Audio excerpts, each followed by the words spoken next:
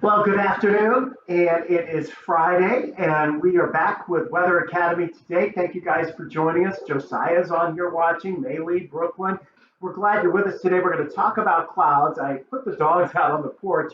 You may hear them making some noise because they're not happy about that. They want to be in here too, but they're going to have to stay outside and see if they can find any clouds. And so far, it's been mainly clear today, so we're not looking at a whole lot of clouds across the area and probably going to stay mainly sunny as we head through today. Archer and Elvie, welcome to Weather Academy today.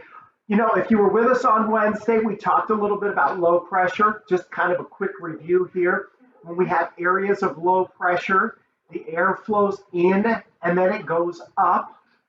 And then the water that's in the air, it condenses and that forms clouds.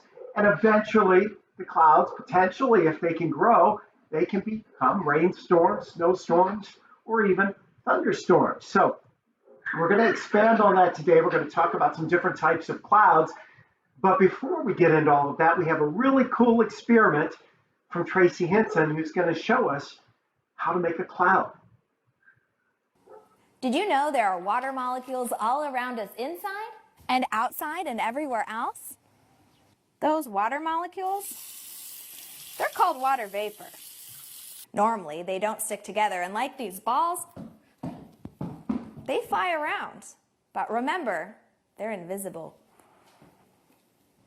You can't see it, but those molecules, they're even in this clear bottle.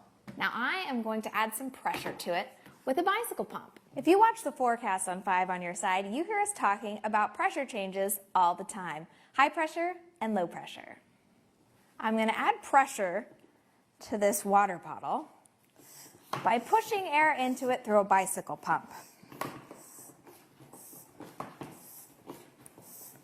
What it's going to do, it's going to force those molecules in there to get really close together. Okay, and now I'm going to let a little bit of that air escape. And you have a cloud. But why did this happen? Think about warming up your hands in the wintertime. You blow on them slowly. And if you burn your hand on something, you blow on your fingers fast. And it feels cool. Letting the air out of the bottle quickly was just like blowing on your fingers fast to cool them down.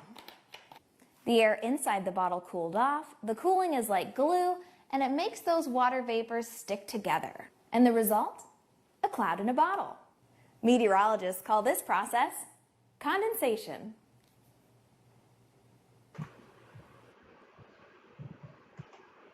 Thanks, Tracy. Wasn't that cool? Making cloud in a bottle. And you know, if you were out early this morning, it was so cold early this morning, it's cold enough where if you were exhaling, if you breathed out, you could see your breath. That's because the water was condensing because the air was cold. And as the water coming out of your mouth, yes, there is water in the air we breathe. As it's coming out, it quickly gets condensed, and then you can see it a little bit, and then it goes away. It evaporates, okay? So that's kind of how that rolls. Now, we're talking about clouds today, and there are 3 different levels of clouds. You have low-level clouds, mid-level clouds, and high-level clouds. I put a link in the intro to this that shows you where you can go to actually get a cloud chart and read more about this. But we're going to go look at the cloud chart right now. We'll start with the high clouds. We have cirrus clouds up here across the top. And cirrus, they come in a few varieties here. This is the very thin, wispy cirrus clouds you see. And we'll see them. These usually indicate fair weather most of the time. Sometimes they indicate that a storm may be approaching from the west. Now, those are really thin filaments that you see there. Here's a little bit of cirrus. It's just a little bit thicker, and it's got some puffy edges to it, but it's a little bit thicker. But they're still cirrus clouds. These are all high clouds. As we go across, we can see here's a combination here where you get the dense cirrus. They were probably part of a thunderstorm at some point, and they just kind of got blown off the top of that thunderstorm and went off by themselves. So that's there. This is a really cool one here. When you get the cirrus, the cirrostratus, and when we say stratus, we're talking about a layer. If you stratify something, it's a layer. So this is like a thin layer of clouds up there. And these are all ice crystals. They're so high in the sky, it's very cold here.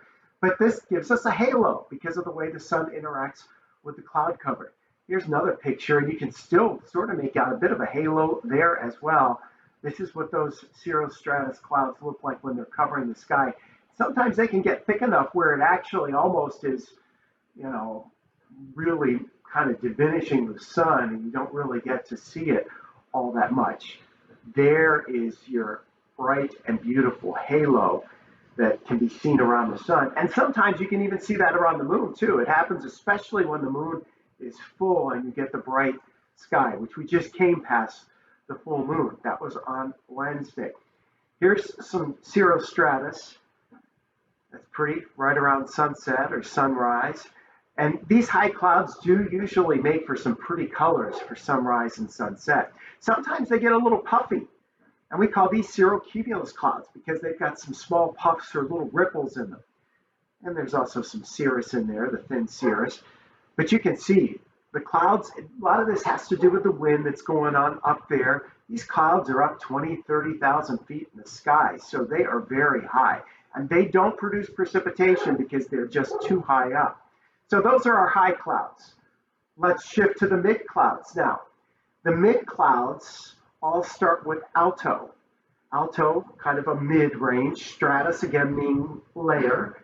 So we have a layer of mid-level clouds here, and it really tends to diminish the sun. Sometimes you can see the sun through these clouds, but a lot of times the clouds are thick enough where you can hardly make out the sunshine. So that was the alto stratus. This is a little bit thicker, okay? If it's actually raining out of this, and sometimes we can get the moisture to reach the ground from these. These are usually above 5 to maybe 10, 15,000 feet in that ballpark. Sometimes those raindrops or snowflakes could reach the ground. A lot of times these are going to be mixed clouds. They have raindrops, liquid, and then they have snowflakes in them. It can be either way. The cirrus clouds always ice crystal clouds because of the way the atmosphere is. Once you get up that high, it's always cold enough there. Here's alto cumulus. Cumulus clouds going back to puffy, mid-level, so it's not low-level clouds. They make for an interesting sky too. Sometimes they call this a mackerel sky. And you can see that. It's pretty cool. There's a picture of the White House there with the alto cumulus clouds over the White House. Here's some alto cumulus clouds, the result of clouds that are spreading out from cumulus clouds. And so you can see those. Mid-level clouds, low-level clouds. This gives you an example here. The one in the middle, that's your alto cumulus. At the bottom, you have your basic cumulus cloud. So it tried to grow and got a little high there. In the foreground here, at the bottom of this picture, we're looking at now, those are called cumulus fractus clouds. They all have cool names, right? Up high, those are the alto cumulus. So they're in the mid-level range. So when you get to the mid-levels, you get those, it's all alto cumulus. So here's another alto cumulus, and they've got tufts or sprouting. So that's kind of cool looking there. And they can have a little bit of buildup in them. Sometimes they do, sometimes they don't. There's some cirrus in there with these. And here's an alto cumulus that's trying to build, but it's still in the mid-levels of the atmosphere. So it's mid-level cloud cover. And there's another pretty picture for you. Okay, combination of the two. Now we get to the low clouds. Are you guys staying with me? Are you liking this? We're moving along. We've gone through the high-level clouds, all ice crystals. The mid-level clouds going to depend on what the temperature is. If it's way below freezing, they'd all be in the form of ice crystals. But sometimes, even if it's close to freezing or just a little below freezing, it can be both mixed snowflakes and ice crystals and raindrops, cloud droplets. Okay, and then at the low levels, a lot of times these are water clouds. Most of the time, unless it's cold. If it's wintertime, these clouds can be made up of ice crystals. But these are your cumulus clouds. And you see those are the puffy fair weather clouds. You'll see them on a nice day. a partly cloudy to mostly sunny day, you'll see those clouds around. And they are usually fair weather clouds. This one's looking a little developed here. So it's starting to grow. So the winds, remember in our low pressure how the wind was rising? So the wind is going up in this cloud, and that's driving the cloud higher. When the winds are actually able to go up and keep moving those clouds up, they build vertically. And as they build vertically, sometimes they can grow into thunderstorms. Here's a combination of the cumulus clouds at the low level and stratocumulus that's up higher than that. We go back to the stratocumulus spreading out from the cumulus clouds.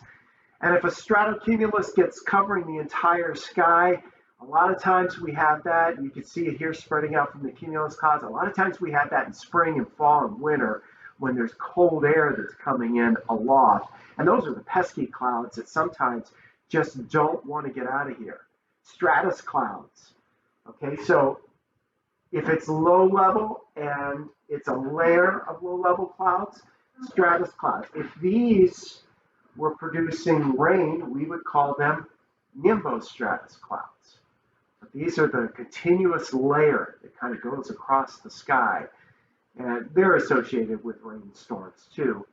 The other thing too is with a stratus cloud that's at the ground, it's fog.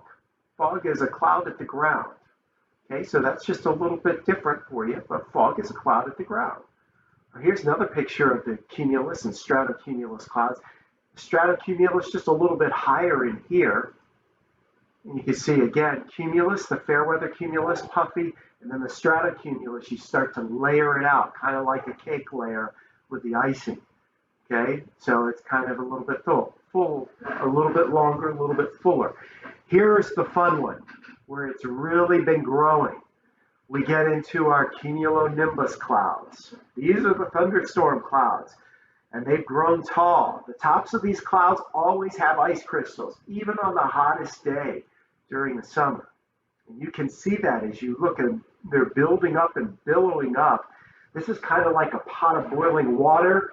When it's rumbling up, they go all the way up and keep going as high as they can go until there's a layer at the atmosphere at the top that they just don't go anymore. Look at the anvil on that, the big top part. Notice, if you look at this cloud closely, notice how the top of the cloud is kind of fuzzy up there. That's a good indication that there's ice crystals up there. Now, the lower part of the cloud, I think this next picture may show it a little bit better. The lower part of the cloud, the edges to the cloud are very well defined. It's a very sharp edge. So that sharp edge indicates that that's mainly rain that's in the cloud there, or water droplets that's in the cloud. Here's another good example. You see how it's fuzzy about halfway up through the picture. That's an indication that you have ice crystals in there. Where you have the definitive edges, though, that's where it's all pretty much water droplets. And here's a beautiful picture of the cumulonimbus with the anvil at the top of the cloud. This is a big thunderstorm cloud. Almost looks like a cloud that explodes. And again, we're back to the one here showing you the anvil, and it's got the raindrops coming out of it. You can see the rain shaft down at the bottom of that cloud. So there are some special kinds of clouds too. Basically, they're in the low clouds, mid clouds, and the high clouds, but you have your specialty clouds. We see this around here a lot of times, especially after a thunderstorm. They're not necessarily associated with severe weather, but they are usually associated with thunderstorms. And so it's basically the sinking of that moist air into some drier air, and it gives us these puffs, these really cool puffs. And you see, at times, if it's interacting with the light, it can make for some pretty cool optical illusions and pretty skies for sure. But mammatus clouds, we see those around here because we have 50 days or so a year with thunderstorms around the St. Louis area. We talked about fog. Sometimes thunderstorm clouds have rotation with them, and there's a lowering. Usually it's at the back side of the thunderstorm. This is a wall cloud that we're looking at here. And it'll be rotating usually. And that rotation that's in that wall cloud is usually where you're going to find a tornado that'll come out of it. If there's going to be a tornado, that's usually where you find it, in the wall cloud coming out of the backside of the thunderstorm. Thunderstorms also produce what we call a shelf cloud. Some of you may have seen this. These are pretty cool to watch. And what's happening is there's a thunderstorm that's dropping some really heavy rain, and that rain is cooling the air. And sometimes you get these even with a cold front. That air is rushing out, and it's forcing usually warmer, more humid air up, and it develops into this wall, this shelf cloud that you can see that's jumping out ahead of the main area of rain. You can see it there. If you look at this picture, especially looking close to the ground and looking into the distance, look how it looks like there's, a cloud at the ground. That's your rain shaft. The rain is falling back here, and it's pushing the air out, and it's creating this shelf cloud. Usually when the shelf cloud comes through, it has some gusty winds with it, but we see shelf clouds around here a lot. Sometimes we'll get these asperatus clouds. These are really wavy clouds. They are cool clouds to look at, and they are very pretty. If they happen to occur around sunrise or sunset, they can be especially pretty and provide some photo opportunities for you. Here's another cloud base, and this is Virga. So what's Virga? Well, that's rain or snow that is falling to the ground. It's falling into drier air, and so it doesn't actually reach the ground. It evaporates before it hits the ground. But it was still raining or snowing there. It just never reached the ground, but it gives you that area where you can see how it's kind of falling out of the sky. So when there's clouds around, you can look for this.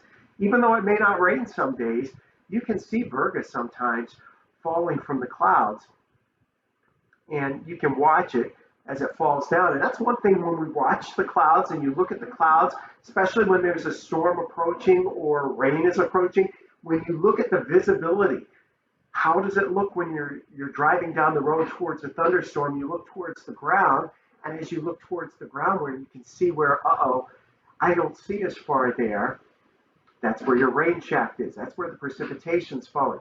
So there's a lot of things we can learn just by using our eyes and watching and seeing what's going on in the atmosphere. So that's today's Weather Academy story and our little lesson today. I hope you enjoyed it. Thanks, Tracy, for providing us with that cool experiment of making a cloud in the bottle. This will stay on Facebook, so you guys can go back and watch it if you want. You can share it if there's any teachers out there watching. We know we have some teachers out there watching. We know everybody's stuck home from school pretty much now for the rest of the school year, it looks like. So, we're going to try to provide these opportunities every Monday, Wednesday, and Friday. Hopefully we don't have severe weather ongoing during that time so that we can at least add to your educational experience, give the kids something to look at. And again, that link is posted on the Facebook post as to where you can go and you can read more information there. Jetstream, the National Weather Service, has their Jetstream program. It has really cool weather information on there and a lot of facts and a lot of pictures, a lot of diagrams and things you can use. And we'll probably be using some of that as we go through our Weather Academy too. We'll use that in there. Now, I do want to tell you, Monday, I think we're going to talk about the water cycle, which is actually on the flip side of the cloud chart. So we'll talk about the water cycle and have some cool fun with that on Monday. You guys have a good weekend. It's Easter weekend. The weather's going to be a little iffy. We're all kind of stuck at home. But have a good weekend. Stay safe. And thanks for watching Weather Academy today.